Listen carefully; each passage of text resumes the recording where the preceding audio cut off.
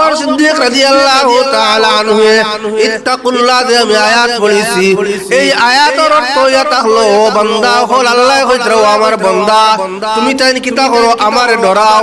আল্লাহ পাক রব্বুল আলামিন আবু বকর এমন ডরাইছেন যেই সময় আবু বকর সিদ্দিক রাদিয়াল্লাহু তাআলা আনহুর জানা আসলো না যে নবী দুনিয়ার জমিনের মধ্যে পাঠাইছেন।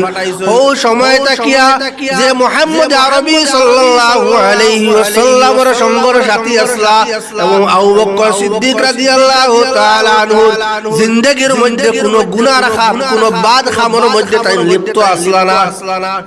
কিতাবের মধ্যে দেখা যায় আবু বকর সিদ্দিক রাদিয়াল্লাহু তাআলা আনহু আল্লাহর রাসূল সাল্লাল্লাহু আলাইহি ওয়াসাল্লামের উপরে কুরআন নাযিল হওয়ার আগে মদ পান করা জায়েজ ছিল, কিন্তু মদ খাইলে মানুষের মাথা ঠিক হইতো না। তখন তাই আবু বকর সিদ্দিক রাদিয়াল্লাহু তাআলা আনহু